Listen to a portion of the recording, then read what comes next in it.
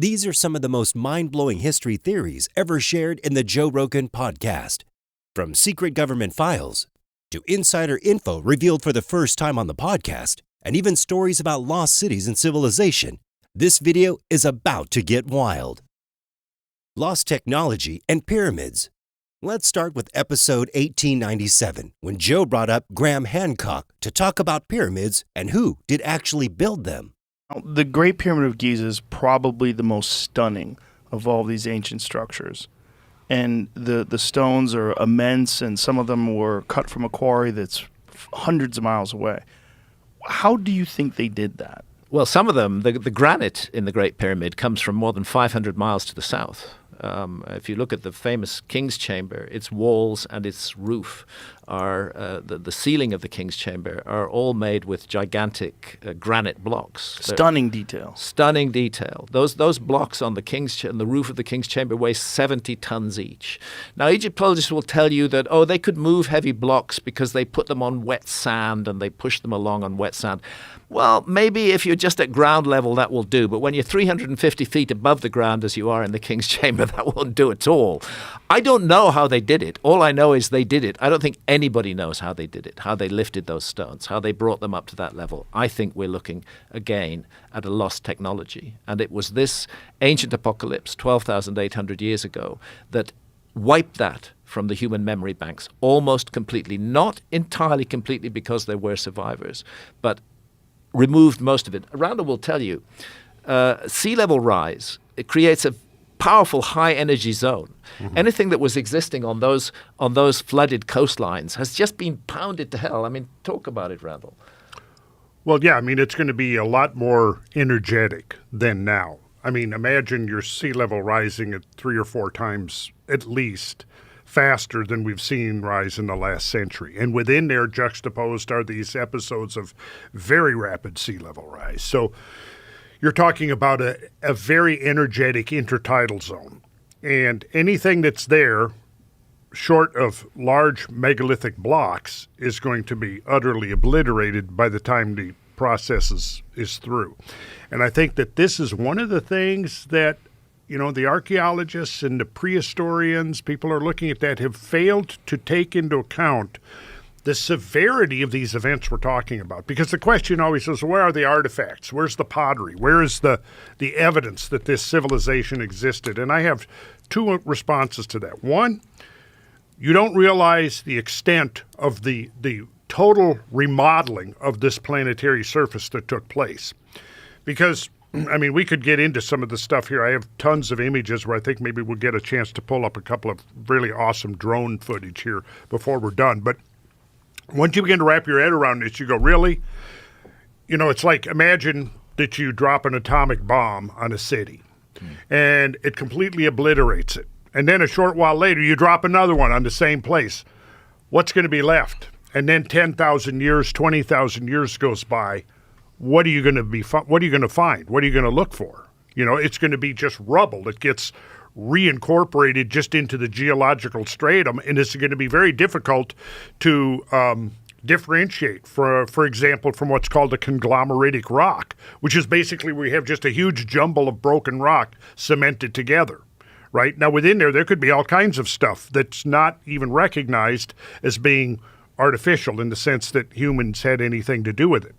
The other thing is when we talk about these ancient technologies, if we're only looking for a mere reflection of ourselves, we could overlook it completely, because I think there's evidence that exists now. I mean, some modern researchers whose work has been buried or suppressed, I think we're getting very close to rediscovering some of the things that our ancient ancestors were up to. And maybe this would be worth a whole show in itself. We could dive into this, and I don't want to get into that today. But what kind of technologies are you talking about? Well, I shouldn't really get into that. Get into it. Get into it, Randall. We got to get into it. Okay, well. We've opened the door, sir. Okay. Well, okay. The passing of the HDMI cable. The passing a sacred moment. Well, there are people out there now who have been working on trying to rediscover that. And again, I don't want to digress too much into this now because I would really rather be able to give a whole treatment of it, and it might kind of derail us a little bit from this. But there are people who've been working on these things for decades now, basically in secret.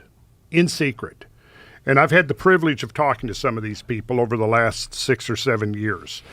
And right now, as we're speaking, there's a group of people who are basically going to open source a whole lot of stuff in the next 3 months, so it can never get suppressed again.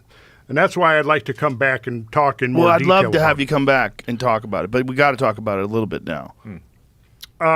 Okay. Well, there's a laboratory right now in the Maldives that's been building prototypes using these technological principles, which are based on implosion rather than explosion. And the inspiration for this... Tesla's ideas are part of it, I think you mentioned. Tesla's ideas are very much a part of it. Yes, Tesla's ideas are very much a part of it. So is, I don't know if you ever, Victor Schauberger, who did the work with water and discovered, look at, Jamie, could you look up Victor? Oh, I have the cable now, don't I? Take it back. Let me find a video. Well, no. Let me pull something up here, and I think the key thing is we're looking at technologies that are not the same as ours. Yes. And that's partly why archaeologists can't see them, because they're looking for us in the past, and they're not open to the possibility that there are whole other kinds of technology that could be used. Right. I always go back to the ancient Egyptian traditions that speak of priests chanting as these huge blocks were lifted into the air. Were they using some kind of sound effect, some kind of use of sound that was able to manipulate matter? We know that sound can manipulate matter, as a matter of fact, but they're lifting these blocks. Again and again, it appears in ancient Egyptian traditions. The notion that we could lift huge blocks with sound seems absurd to archaeologists, and yet it's there in the traditions of the Egyptologists. And what Randall's talking about now is people who are working on a whole alternative path of technology. And maybe that's a rediscovery of the kind of technologies that were used by a lost civilization. I think that's what's important about what you're saying, is that we have this very limited idea of technology based on what we've experienced. Yeah. But if you had anatomically similar human beings that lived for thousands and thousands of years. Stuff just keeps on getting older. If you think about the amount of progress that we've achieved. For those who don't know, a long time ago, before written history even began, some people believed there was a super advanced civilization that lived on Earth, way before the pyramids were even built. They think this lost civilization knew things we don't, like how to use energy from nature in ways we can't even imagine today. The reason people think this is because how massive and perfect the pyramids are. Just imagine trying to move a 70-ton stone about the weight of 10 elephants without modern machines. Now picture stacking it hundreds of feet high, with crazy precision, using only ropes and wooden tools. It doesn't make sense. The blocks came from hundreds of miles away, and the pyramid is so perfect that even today, we'd struggle to build something just like it. So some people think the reason it's so confusing is because the people who built it had tech that worked differently, not like our machines, but maybe using sound, vibration, or energy from the earth. As modern humans, just in the last few hundred years, if you go back 400 years to now, it's a stunning amount of achievement. Absolutely stunning. And if you have a completely different path of technology, one that's not utilizing internal combustion engines and cranes and the like that we experience leverage, today. Mechanical advantage, everything that our tech is based around. Something that's insanely advanced, tens of thousands of years of a different path. Yeah. And that may be what we're looking at. And that may begin to explain these otherwise inexplicable monuments that have survived. Jamie, do I need... There we go. This is the work of Nikola Tesla. And he was... Again, this is way too much for us to get in today. That's why we need to devote a whole session to talking about this. Okay. But this is... this was the inspiration. You know, his work was suppressed. A lot of his patents were taken, sealed up by the U.S. government for whatever reason. I don't know. But this is some of the stuff that's now being developed using his ideas plus some of the others. This is the man I've been talking to for the last 7 years. Malcolm Bendall? Yes. And again, I don't want to get into it today, but here's an example of what they're doing. This is a generator that has no moving parts. It's all based on geometry, pure geometry. Mm-hmm. And here's the basic idea, as I think I understand it at this point. Resonance frequencies. Everything vibrates. Have you ever, if we had an electric razor, we plugged it in, turned it on, set it on this table, bzz, it's going to move around, isn't it? You ever seen that? Yeah. That's the beginning of the concept because it's vibrating. Everything vibrates at a frequency, and if you know that frequency, you can control things. And I think that's the basic idea of what we're looking at here. And it's all based upon the ancient numbers. And they're developing technologies right now, and they have been. I was recently contacted and given the go-ahead that I could talk. I've been sitting on this for 7 years without talking about it because they asked me not to talk about it until they had their patents in place and their licensing. That's all happened since last summer. So we're now free to talk about it. So that's what I'm saying. I think it would be a good idea to get me back on here. We can look at it. I'm going to lay this on Graham so he can look at it too, because I really want to get Graham's feedback on this. I mean, would it be fair to say that there's an element of a rediscovery of a lost technology from the past? I think it would be fair to say that, yes. Yeah. And so through this technology, they're able to move stones or cut stones or all the above? All the above. And even transport them? Whoa, Yes. what is all this? Well, this is the model, and this is diagramming all the frequencies of the elements and what their vibrational frequencies are and the numbers that measure those frequencies. And they're all the numbers we get from looking at these ancient traditions that recur over and over and over again, that I've been talking about in my sacred geometry classes for decades without knowing what the final result was going to be.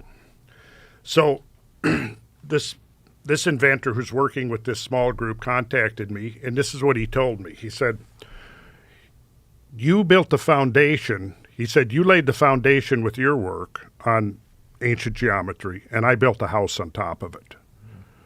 That's what he said. Nice. So for 7 years, he's been supplying me with all the information. I have copies of all the patents. I have videos of the testing of the prototypes. And Mazda, the car manufacturer in Japan, is getting ready to do a $25 million testing of some of these prototypes that they believe they can retrofit internal combustion engines with. And there's over 100, they've developed over 100 patents on some of this stuff. And it's amazing. And what would be the fuel? Well, plasmoids. Plasmoids, as it says here, are donut or toroidal-shaped clusters of net protons or net electrons that once captured and placed into a toroidal orbit are capable of absorbing, storing, and releasing enormous amounts of energy within their self-generated and structured electromagnetic containment field. Plasmoids, in effect, function as an atomic battery that can be self-charging due to its ability to convert matter to available clean energy. So it's a lot to get into, and I think it would take us kind of off what we're here to talk about today. At least what's promising is that there is some, at least, research or understanding. And it's actually quite mature at this point. And in order to avoid the kinds of fate that befell Tesla and Reich, Robert Oppenheimer, Victor Schauberger, and so many others that were working in these fields, all kind of converging on this same insight. It's been conducted in secret. The laboratory that they've been developing this is in the Maldives, so that it's been immune from government interference. And now I think it's about ready to go to the next. Now, what is the motivation of the suppressing of this information? I think in case of Tesla, wasn't it military, the fear of military applications? I also think that, there are huge corporations that have very large investments in a particular path of technology, which is ours. Right. And for somebody to come up with a whole new path of technology, it's very threatening to them. and much better from their point of view to suppress it, or if they can't suppress it, to kind of buy it and hide it, and keep things on the track that they're on now. I would say that's the motive. And maybe for people that are curious about this and maybe even skeptical, consider the massive change that nuclear power provided us. Mm-hmm.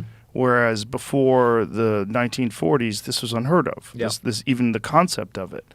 And all of a sudden now we have nuclear power, nuclear weapons, the most profound power known to man currently. Mm-hmm. God help us, it's a power for use by adults, but unfortunately it's delinquent children who are leading our world right now. The leaders of our planet, the politicians out there, they're just complete arseholes. I can't think of any of them who I feel any respect for whatsoever. And it's they who are in charge of this frightening, terrifying technology. We just aren't mature enough as a civilization to manage technology like that. You have to get that level of maturity. Imagine if humans had been around not just for a few thousand years, but for tens of thousands, and with a different kind of technology. Not the kind we know today with engines and factories, but something based on completely different principles. If that had happened, we might be looking at the remains of their technology without even realizing it. Giant stone monuments and mysterious structures that don't make sense with our current tools. Now, some people believe this ancient technology might have used sound, frequency, and vibration, things that are all around us but invisible. Think of it like this. If you turn on a shaver and leave it on the table, it starts to move because it's vibrating. Everything in the universe vibrates, and if you know the right frequency, you might be able to move or even cut massive stones. And that's the idea. One researcher says a man named Malcolm Bendel has been working on this for years. His machine doesn't have any moving parts. It runs just on geometry and vibration. He says he was inspired by the old ideas of Nikola Tesla, a brilliant inventor whose work was hidden or taken by the government. Bendel's team believes they've discovered lost technology and built new technology using it. They created over 100 patents, and a big Japanese company is about to spend $25 million testing it. The energy source? Something called plasmoids, tiny spinning clusters of energy that can act like batteries, storing huge amounts of power without pollution. This group kept everything secret until their patents were safe. Why? Because they didn't want to end up like Tesla or others whose inventions were taken or shut down. Big companies have money tied up in today's technology, so something totally new can feel like a threat to them. 9/11 conspiracy theory. I have a lot of people that I know who now think 9/11 was an inside job after October 7th. Oh, Jesus. Isn't that crazy? Like that, they're like, well, if they would do it here, they would do it. Like, why wouldn't they do it in America? It's been like this kind of reverse leap. Yeah. Well, anytime you have a big tragedy like 9/11, you're always going to have a bunch of wild theories. But some of them are interesting. You know, like you're supposed to dismiss them all because they're conspiracy theories. But Tower 7 is like, explain that. I can't. I have people in my life who are very much like, I think truthers. I think about this. That's a weird one. That's a weird one. What's the conspiracy around Tower 7? Just how did it? Well, why did it? It collapses like a controlled demolition completely into its base. No building's ever done that before without being a controlled demolition. And it doesn't have all the signature aspects of a controlled demolition. Like if you ever watch like when they blow up one of them Vegas casinos, yeah, super obvious. It yeah, goes it's like bang, bang, bang, bang, bang, bang, bang, and it all collapses. It doesn't have that. But it does have something similar in that the effect is the same. So is it possible to do that without having it the way the casinos do it? Is there only one way to have a controlled demolition of a building? Or is it possible that just immense diesel fires weaken the structure uniformly in such a weird way that it collapsed exactly like a controlled demolition, but it's just the result of this. It's a coincidence. Yeah, they had diesel generators in the basement of that thing, and the whole inside of it was on fire. So when you see it on the outside, you're only seeing like a little bit of fire and some holes, but the entire inside of it was in flames. We're living in a simulation. Maybe that. Maybe that's another wink. You know, maybe that's another. We didn't have social media, though, thank God. Right. during that. Can you imagine? No, but we did have plenty of people that were questioning it once they saw it on television, because you saw it on TV and you're like, what is that? Yeah. How does it do that? Do you remember but that wasn't seeing- even hit by a plane. Like, Do you remember seeing the skyline the first time you went to New York? Oh, without the Twin Towers? I don't think I actually saw it. I went back in 2001. I was there in 2001. Yeah. Maybe 2002. It was probably like a couple of months after I took September a 11th. train in November and because I took the train in, I always used to take the train in from Rhode Island where I was, and I was it was so jarring seeing they were so part of that. They were so huge. Yeah, and you just took it for granted. That was the landscape, and I'll never forget it. How I thought jarring it was weird too that when they rebuilt it, they didn't make it as tall. Why didn't they? I don't know. It's only one building now. It's not two. I know. And it's not as tall. It's pretty tall, but they didn't get crazy. Then we're going to make the biggest building the world's ever seen. It should be like a middle finger to the world. Yeah, if Trump was there, but we're going to have two buildings on the side and one right up your ass. It's like you. So it looks like that. It is. It's smaller.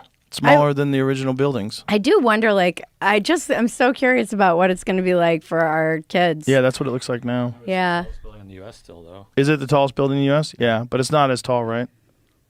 I don't know what the height was. I think it's shorter.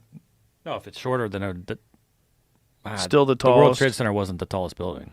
No, not in the world. No, in the U.S. even. Oh, it wasn't? The Sears Tower was bigger. Really? Yeah, 100%. Where's the Sears Tower? Chicago. That's taller than the World Trade Center? It was. Whoa. Now this is the tallest. I didn't know that. Yeah. The Sears Tower was the tallest building in the world for a while.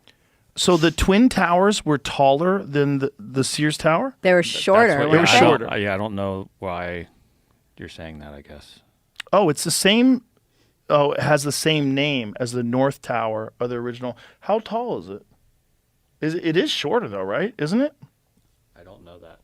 So the Willis Tower was the tallest one. I That's remember the Sears people Tower. being upset when they were rebuilding it because it wasn't going to be as tall.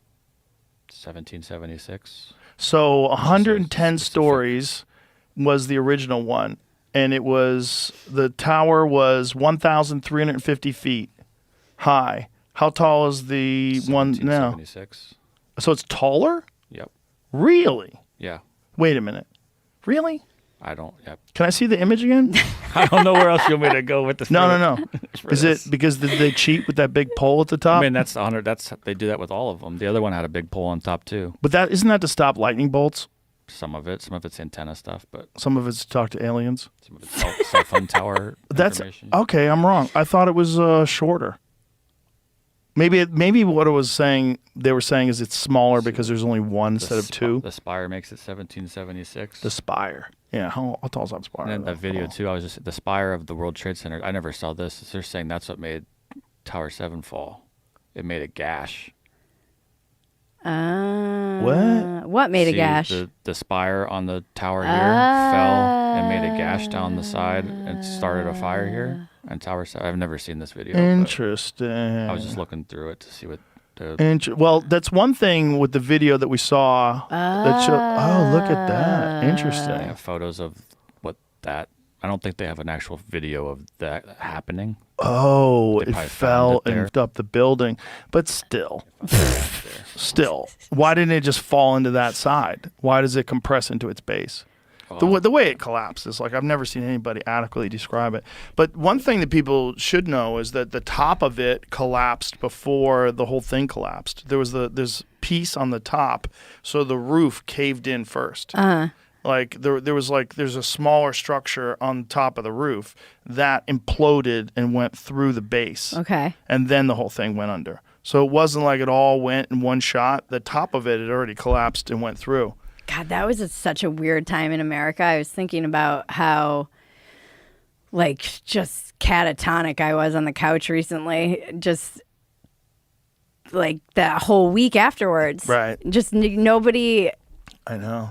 Because it's weird. I have family members who have kids, and their kids are now, they were born right around that time. They were 1, 2 years old. They've grown up. They don't remember kind of what it was like before that, and I don't know, I feel like the world, I have a friend and he's like, everything went to after 9/11, everything just got shittier. Well, everything did go to because that's when they passed the Patriot Act. Yeah. And that's when the government really got its hooks into your information. Clarification here.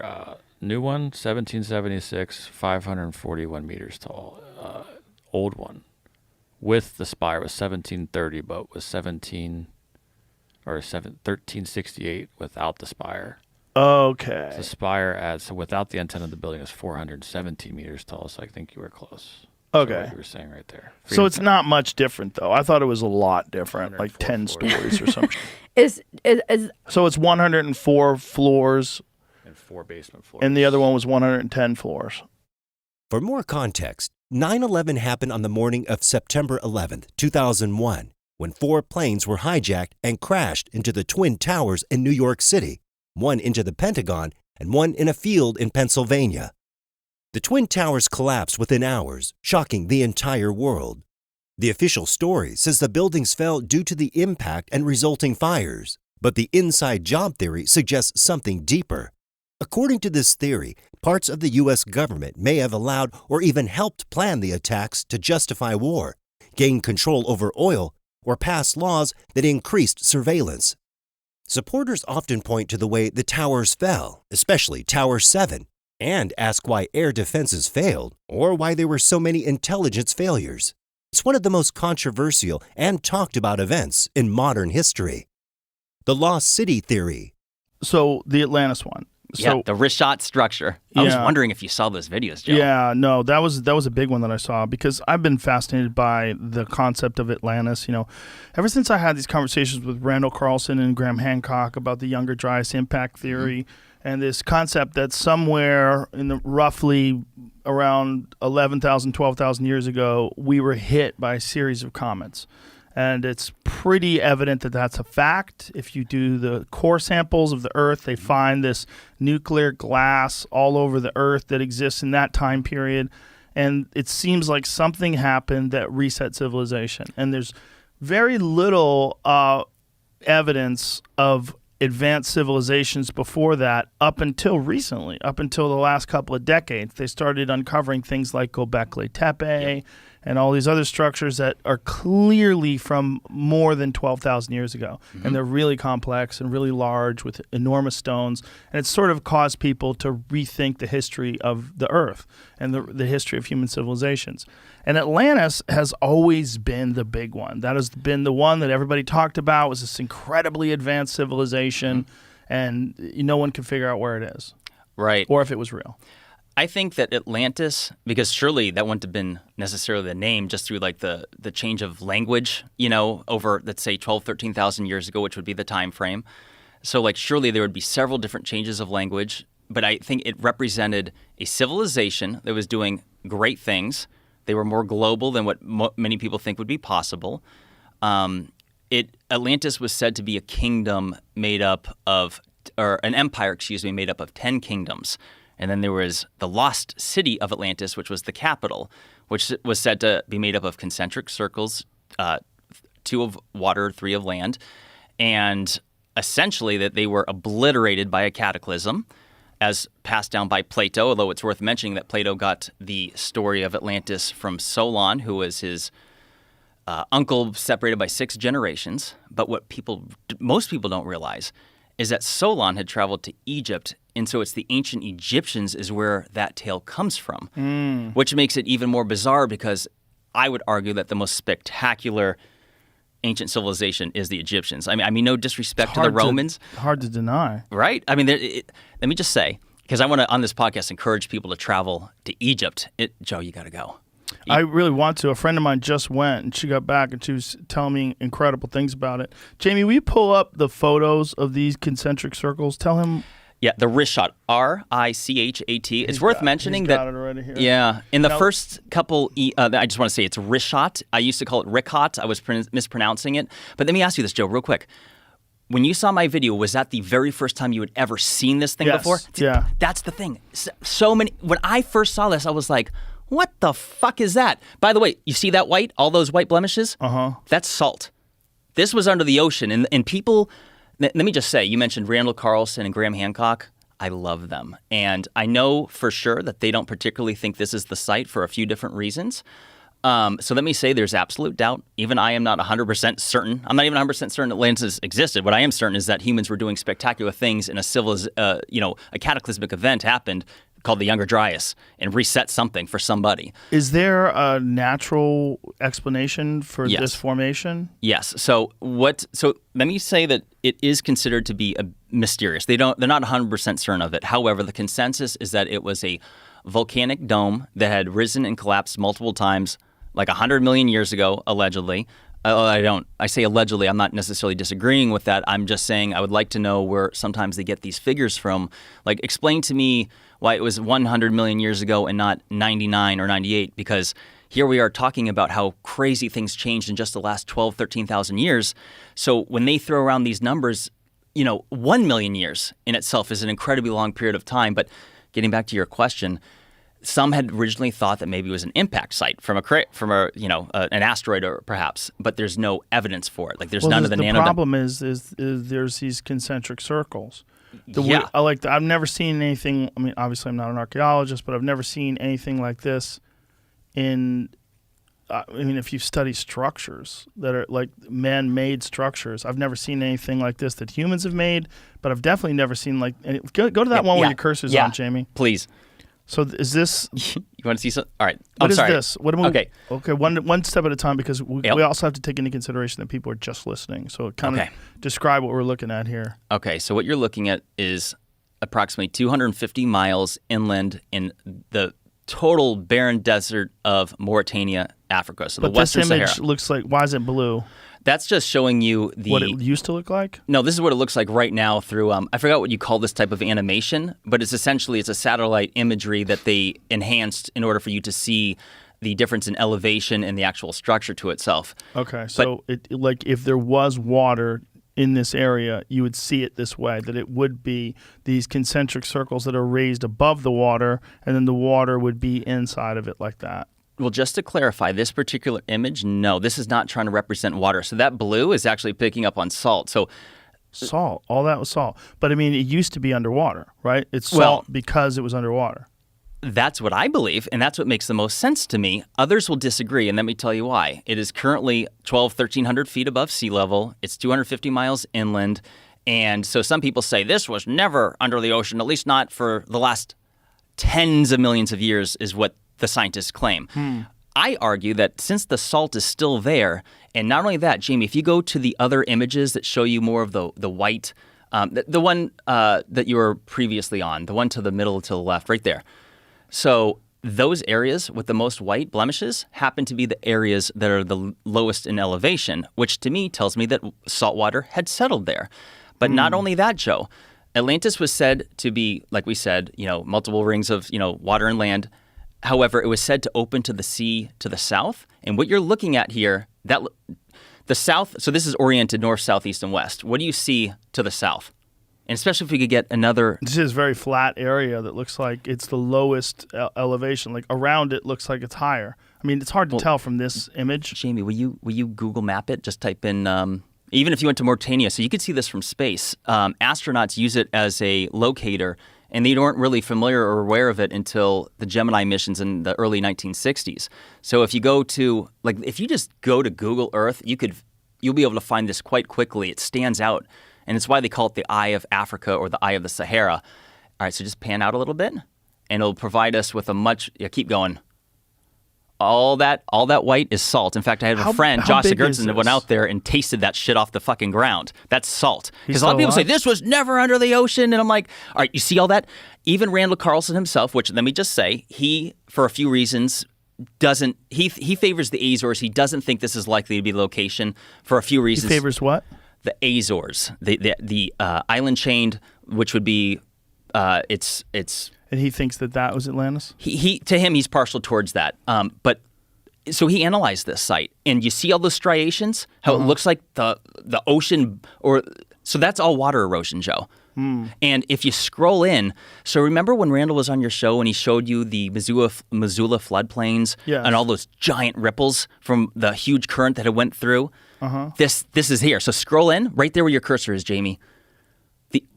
Scroll right in.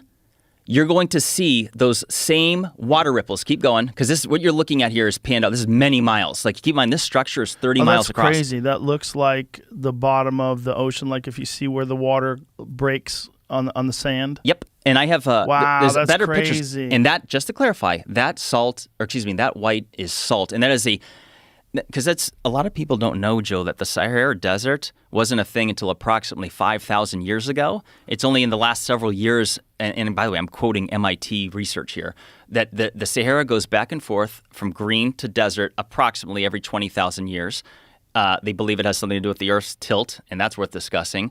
But so this whole area, because people are like, well, that's not Atlantis. I'm like, well, first of all, if the Sahara Desert was a lush green tropical paradise, which had the largest known freshwater lakes ever known to have existed, for example, Mega Lake Chad, which it's like 3 times more water surface than all of the North American Great Lakes combined. It's a big sucker. Holy shit. How's it not an ocean? I know. It's all fresh water? It was when it existed, and that was at the time when the Sahara was green. And it also had some of the largest known rivers that were known to have existed throughout the world. I think they'd still be ranked 10th today or something like that. But so you have to, when you see this, people have to imagine that this area was once green, and that because one of the arguments I make is that the fact that that salt is on top of that dirt, to me, is indicative that the ocean flowed over here far more recently than what people think. How wide is this structure? Okay, so these concentric circles. I brought a laser. Do you have a laser pointer in here? No. That's okay. So the circles themselves is about 14.5 miles across. However, if you go the complete shebang, the whole circle itself is just shy of 30 miles. So the whole thing is 30 miles, which would be like the size of a city. Right. Well, keep in mind the outer ring would have been water, so that wouldn't have necessarily counted. But some people will say that this is too big according to Plato's description. And let me just say that I'm like, well, hold on a second. I don't think that we should consider that because of loss of translation, that we should consider the measurements a key detail. The question becomes, is it big enough to be a city with possibly millions of people? Because the way it was described is that it was a city that was said to be busy all day, all night, rich in trade, with languages spoken from all over. So I'm like, okay, that would imply millions of people. I mean, if a city's busy all day and all night, I think of large metropolitan areas like New York, Chicago, London, whatever. And so if this was indeed an ancient or a site of an ancient civilization, well, then it would have. I mean, they're obviously not going to have skyscrapers, so it would have to be an area big enough to sustain that many people, and the Richat structure certainly does. And so the idea would be that this would lead out to the ocean, and that these circles would be where the water is, and then the ridges would be where the structures are, where the houses and the buildings are. And people will say, well, where is that stuff now? I'm like, well, look at it. It got those obliterated. Those people should shut the fuck up. well, but if you just look at what's going on with the sand and those clear water erosion marks on the sand, but that also could be wind, right? Couldn't the way that the ripples in that sand, couldn't that be wind? Both. However, just to clarify. Is that sand that is where the cursor's at right there?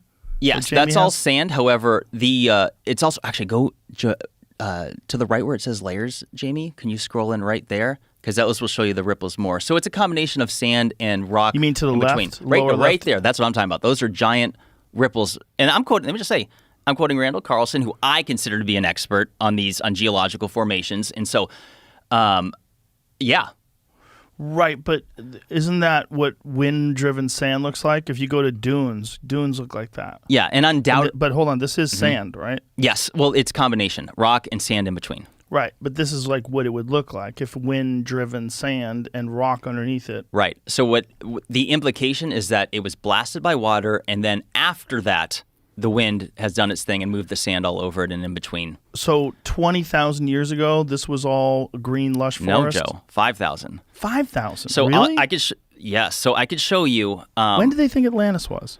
11,600 is allegedly when it was destroyed, which mirrors the Younger Dryas climate catastrophe. Because so Plato had so this is 600 BC, and Plato said that it happened 9,000 years earlier. So that would be 11,600 years ago, which coincides with the Younger Dryas climate catastrophe, which makes it so compelling. To me, that is actual scientific evidence that indicates that Atlantis actually existed. Because it's very sort of. specific. It is very specific, but it's not scientific, right? It's like there's no real evidence. Okay, let me It's just rephrase. That a civilization, depiction. yes, Yeah. let me rephrase. A civilization got fucked. Yeah. 11,600. So never mind Atlantis. Let me rephrase. A civilization was around. The stories of it were passed down, and they got obliterated. So that's what I'm implying. Well, we definitely know that the Younger Dryas impact theory is extremely plausible. There are, without a doubt, like many impact points on Earth where they find this tritonite, this nuclear glass, which you can get either from a nuclear explosion or you get it from some sort of a meteor impact, large scale, all over the continent. And we know that all over the planet, I should say. We know that happened. Like This is like real hardcore geological evidence. So if we know that there were structures before that, which we do now because of Göbekli Tepe and a few other places that they're reasonably sure were pre 11,000 years ago, 12,000 years ago, then we know that something was around back then that was very sophisticated. How sophisticated, we don't know. The theory of the lost city of Atlantis comes from an ancient story told by the Greek philosopher Plato over 2,000 years ago. He described Atlantis as a powerful and advanced island civilization that existed thousands of years before his time, but suddenly disappeared into the ocean after a huge disaster. Some people believe Atlantis was a real place with advanced technology, while others think it was just a made-up story to teach a lesson about pride and power. Over time, the idea of Atlantis has turned into a mystery, and one of those people who searched more about this theory is Jimmy Corsetti, who brought up to the podcast a lot of new and hidden evidence that just proves this theory. And there's even more evidence. Not once ever come across one single person that has seen or heard of it before, other than people who are familiar with what I've shared. But there's so many things, like the where the water flows to the south, where there's clear evidence of water erosion that took place after the volcano. There's so much that points to that possibly being Atlantis. It's spectacular. So just to run down real quick, Plato had described Atlantis as being the capital. Let me just mention that because it was an empire said to be made up of 10 kingdoms. And what I'm focusing on is the lost capital city, which was said to be made up of concentric circles, 3 of water, 2 of land, which matches the Richat structure.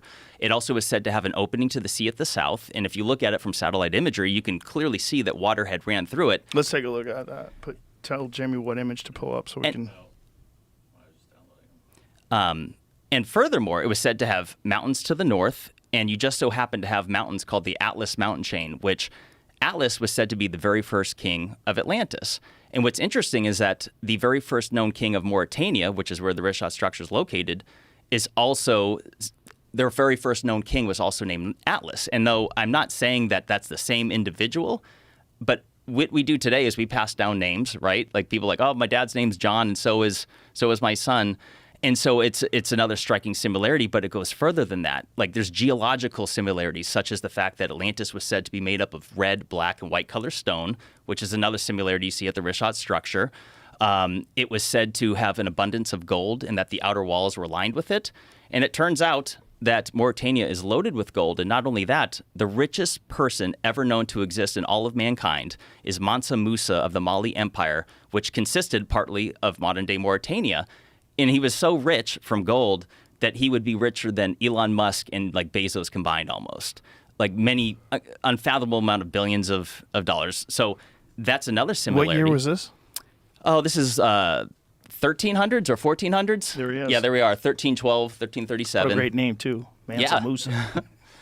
But the similarities don't end there. There was said to be an abundance of elephants, which is one reason why to suggest that Atlantis would have been in Africa is because, well, besides the fact that elephants are known to be throughout Africa, they used to be in Mauritania. They're unfortunately pretty much extinct there today.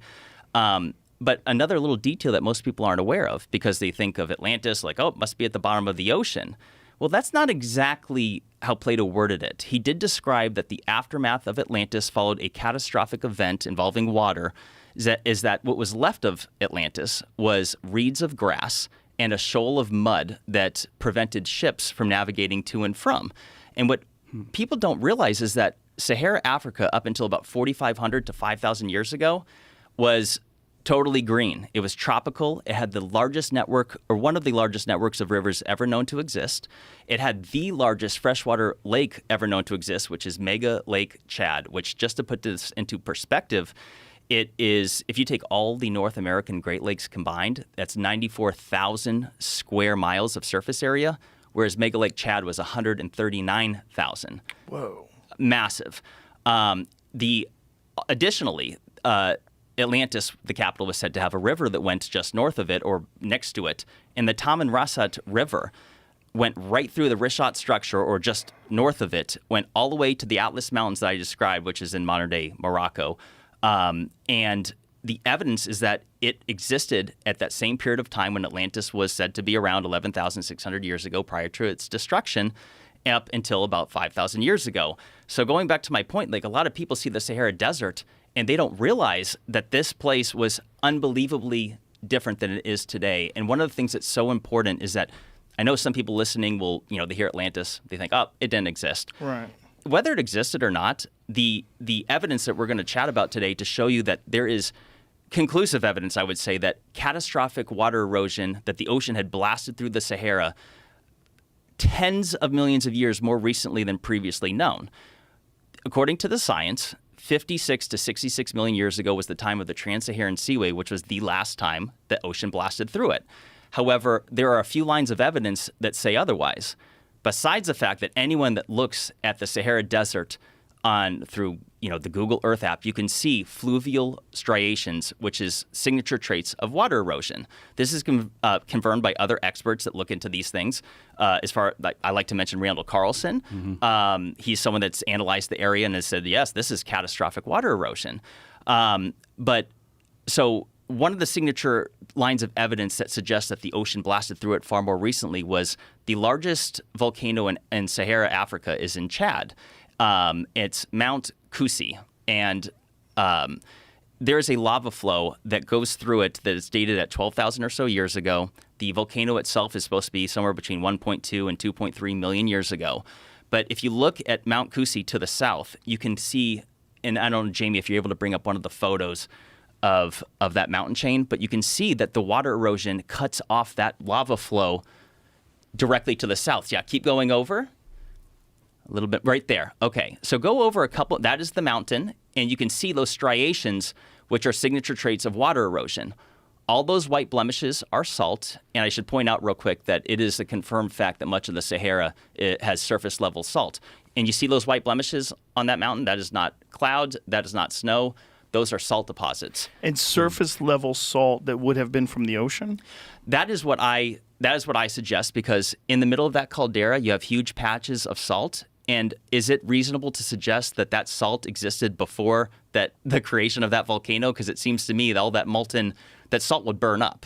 Right. And not only that, there is scientific studies that show that there are gastropods, which are sea life, that existed inside that caldera that used to be 1,000 feet deep and dried up just a few thousand years ago.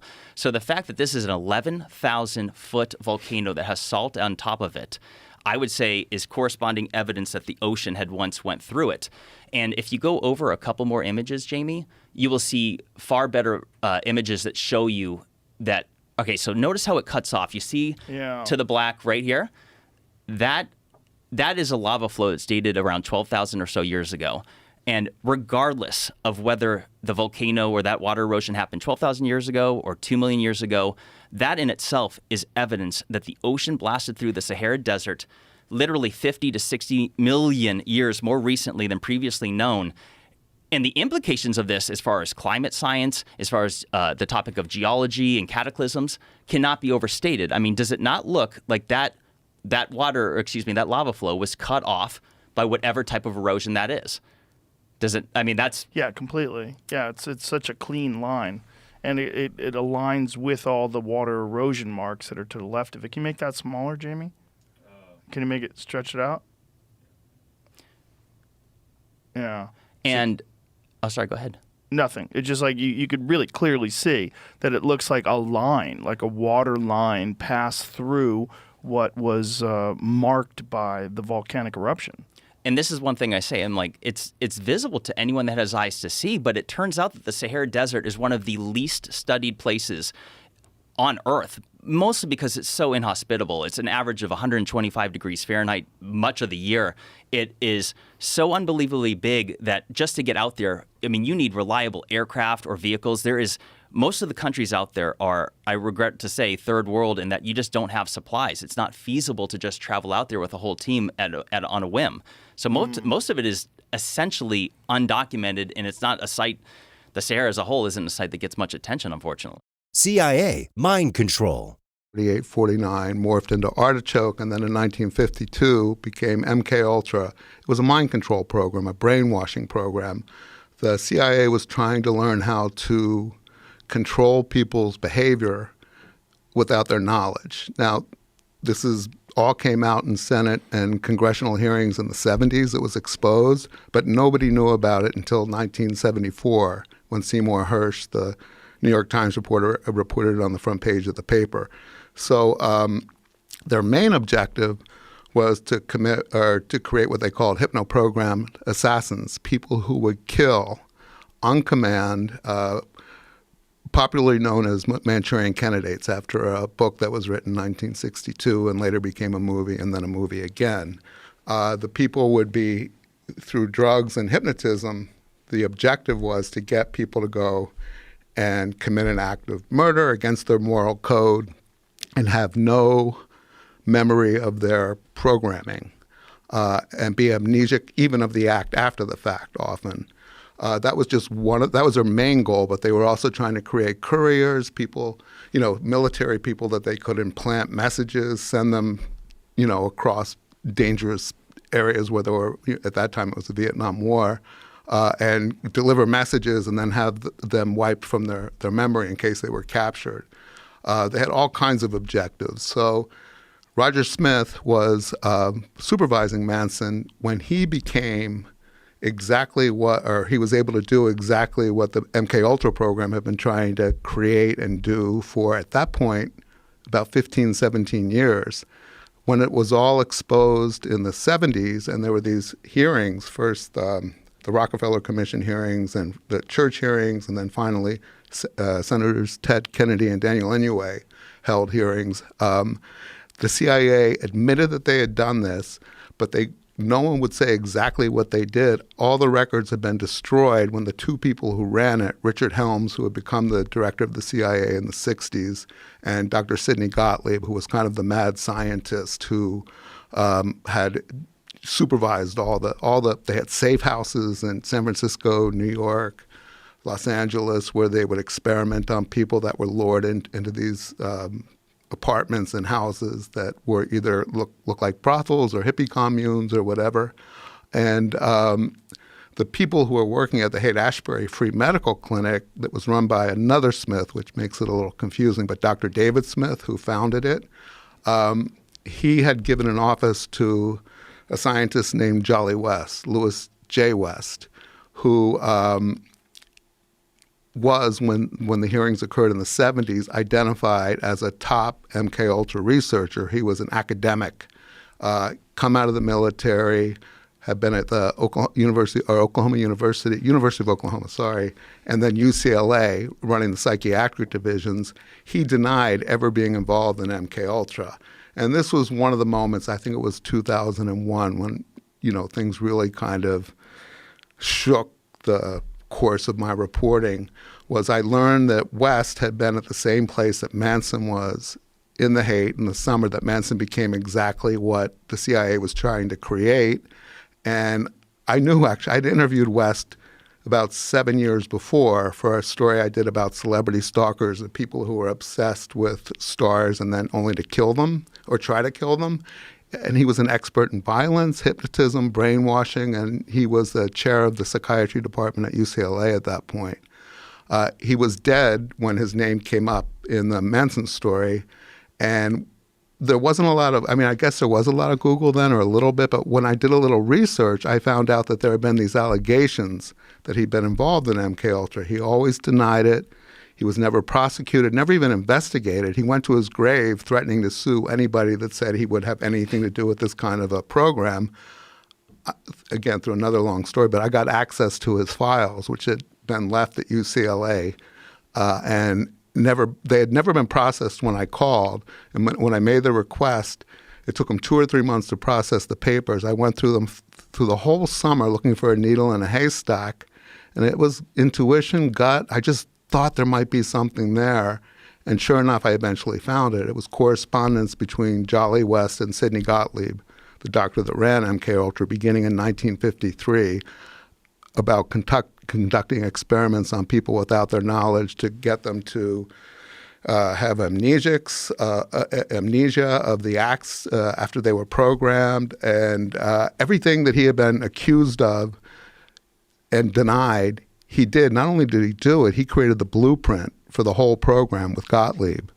The fact that all these kind of interesting research programs merged at the Haight, at the clinic, and then Manson came out of it with the power to do exactly what the MKUltra had been trying to create for up to that point, I thought was worth investigating further. And that's why I kept going and going and going.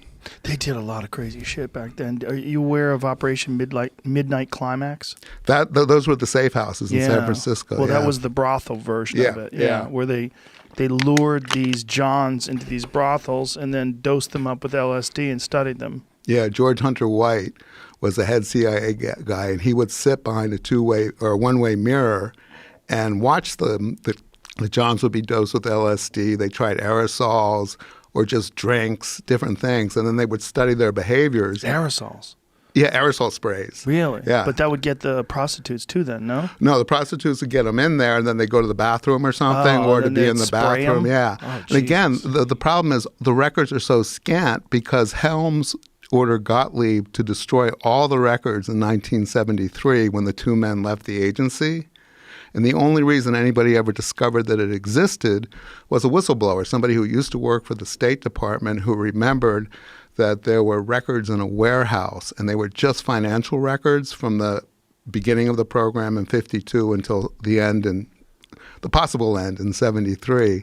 And it was just financial records of where research took place, how much was spent, what kind of equipment was bought, but nothing about the content.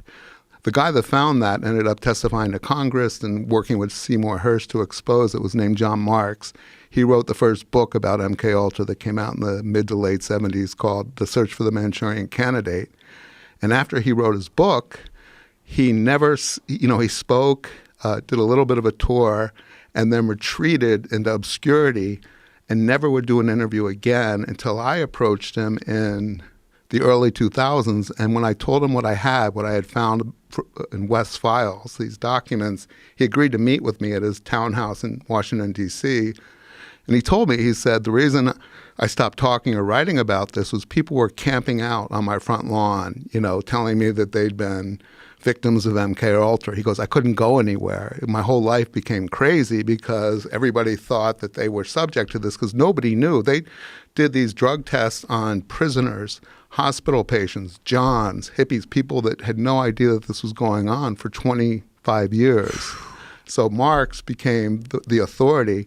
So he had never given an interview till he met with me. And when he looked at my documents, at that point, I think I had about 10 or 12 or 15 pages that grew eventually because I kept going back to the files and getting more. He said it was the most unredacted, uncensored account of what the real objectives were and what was really being done. He said if I had had that, my whole book would have been different. That's one of the problems about saying, well, how much did they do or how far did they go? There's barely any record, and that's another reason it took me 20 years because I was trying to find out whether or not Wes had actually interacted with Manson and or the girls. I mean, I knew he was in the same facility. I knew that everybody that worked there, because I interviewed everybody that was alive. Most of them were still alive back in the late 90s and early 2000s when I did this. They all said, oh, yeah, Charlie was, we knew it was Charlie and the girls. They come in every day or every few days to see Roger. And West was there recruiting subjects. Now, West, while he was there, that summer had opened something called what he called the Haight-Ashbury Project. And in his correspondence and papers that I found, he called it a laboratory disguised as a hippie crash pad. And and just like the Operation Midnight safe house, they call them safe houses, which were disguised as bordellos and that type of thing, or brothels. This was an apartment that was decked out, or as he called it, tricked out to look like a communal hippie place. He had 6 graduate students, and I have his letters to them before they came to work in this. He goes, grow your hair long, wear jeans, dress like hippies, and lure people in there.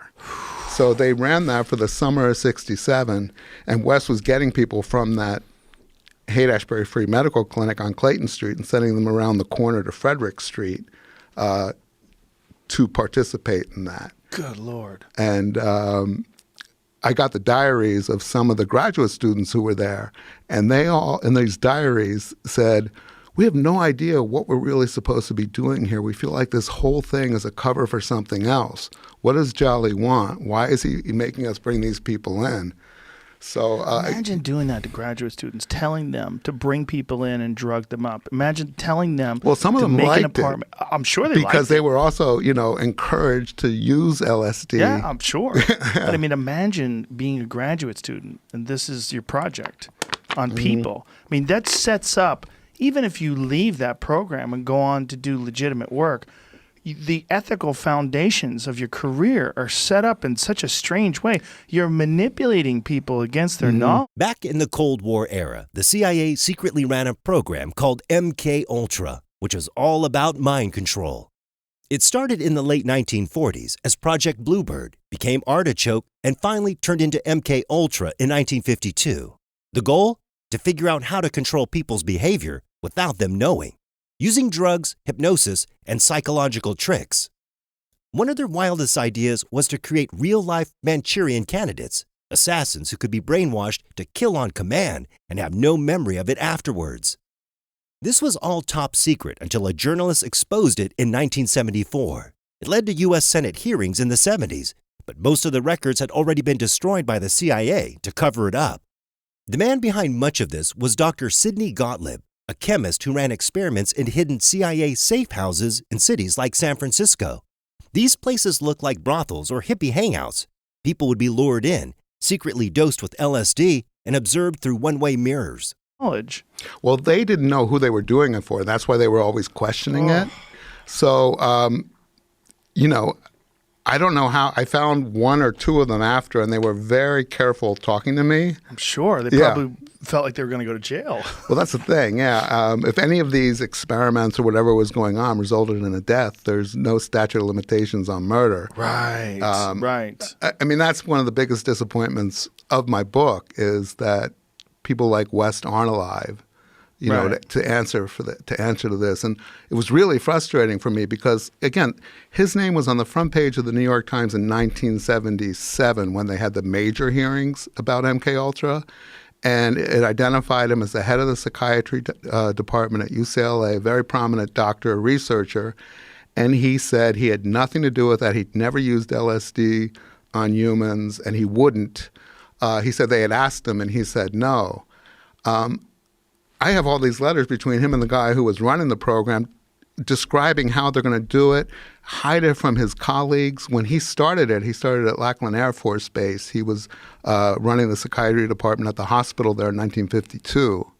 When he was there running that hospital, that's when he started his experiments on prisoners, human subjects, and one letter to Gottlieb, he says, eventually we have to take these experiments out into the field. Oh, Jesus. Exactly. What does that mean?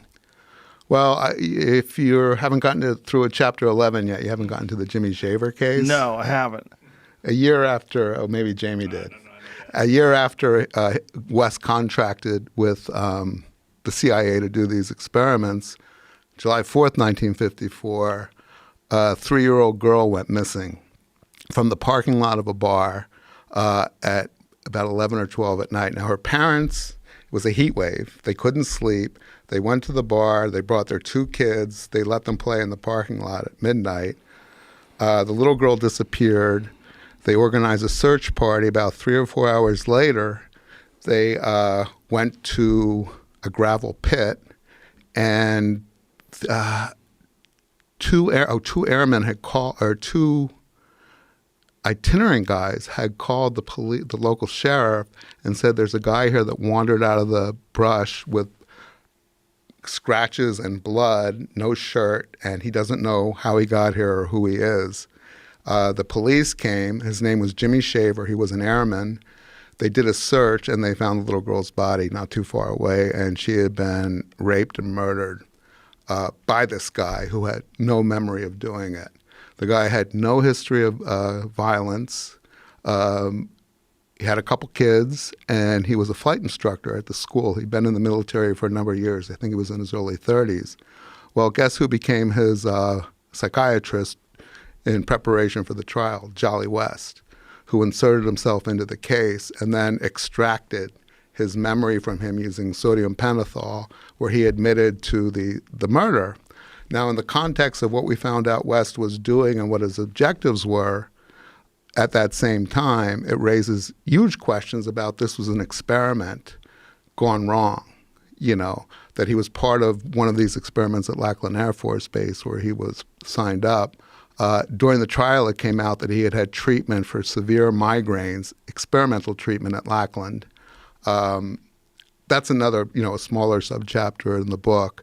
But does it describe what kind of experimental treatment he received? No, because nobody.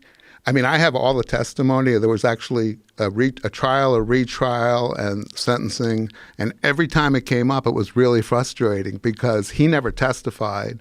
So it was either his wife or his mother who would talk about it. It was mostly his mother saying, well, all I knew was they wanted him to be involved in this 2-year study to try to relieve his migraines. He would have such horrible migraines, he would put his head in buckets of ice water. The people who described encountering him that night when he was arrested and immediately taken out of the sheriff's custody by the military police and brought to Lackland and then back to the sheriff's, he was in a trance. The doctors tested him for alcohol because they thought, well, maybe he's drunk. He had just a little bit of alcohol in his system, but he wasn't drunk.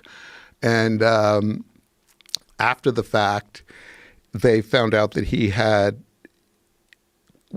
I don't want to get into this because it's really getting into the weeds, but he had hallucinated that this little girl was a cousin who sexually abused him as a child, and he was trying to kill her. Her name was Beth Rainbow. All this stuff came out of the trial. Jolly West in 1955 sent a report to Sidney Gottlieb, which nobody had seen, and it was another document I found in his files, announcing that he had learned how to, or developed the technology to remove true memories and replace them with false memories and a human subject without their knowledge, which was one of the main goals, the biggest goals of the MKUltra program. And again, when the CIA, when they had the hearings in the 70s, the CIA said nothing was successful. Everything we tried was a failure. It was a waste of money. We shouldn't have done it. And not just me, but most experts think that that was a cover, that they didn't want to admit that they had developed these technologies that were effective. They also claim that they had released everything they had. I found the same report where West said that he had learned how to replace true memories with false ones without a person's awareness, but they had removed that from the report and then released it to Congress. So that's a crime right there, So there's a lot of that stuff in the book. So the speculation is that this guy, through these experimental treatments, that they had dosed him up with LSD and experimented using these MKUltra techniques and did that to him and induced some sort of... Well, this is speculation, yes. And I'll go there for this.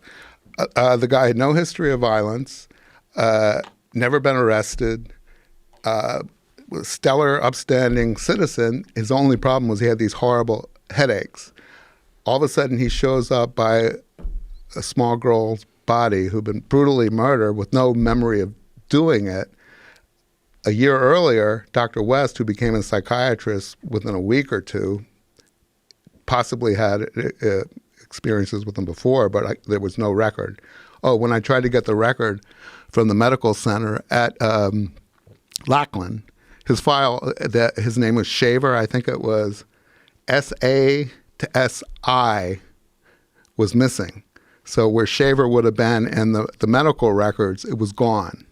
So I couldn't find out whether he had actually participated in any kind of experimental program there. So is the speculation, and again, this is speculation, that he did commit the crime, that he was somehow or another induced into committing this crime? Yeah, and again, this is speculation. Yes. It's completely circumstantial. The objective was to get people who would go out and do things, not even necessarily kill. That was the ultimate goal, but to do things against their will, against their moral code. Right, even. but how would they know that this child would be there? How would they know? Oh, no. She wasn't targeted. So was it just that they'd put it into his head to go do and that to anyone? Yeah, something clicked and went wrong. So it wasn't a precise thing. No, It wasn't. no. Nobody really knew what this was the very early days of experimenting with LSD in the early 1950s. West was one of the premier researchers in LSD, but he was still new to it. He had actually he had first gained national attention for being one of 4 or 5 doctors who treated Korean prisoners of war who were returned to the United States after they had made confessions of spraying the Korean countryside with illegal biological weapons. The United States said that we don't use that. That's against the Geneva Codes. And these guys were brainwashed by the North Korean, Chinese, Soviets. So when they were brought back after the war, West and 4 other psychiatrists were assigned to deprogram them. What a lot of researchers believe is that they actually brainwashed them into thinking they'd been brainwashed by the Koreans, where they actually were telling the truth. Because there's a lot of evidence that's come out as recently as 5-6 years ago that we did use these weapons. If you like this video, then I'm pretty sure you're going to like this one too. Check it out and leave a comment.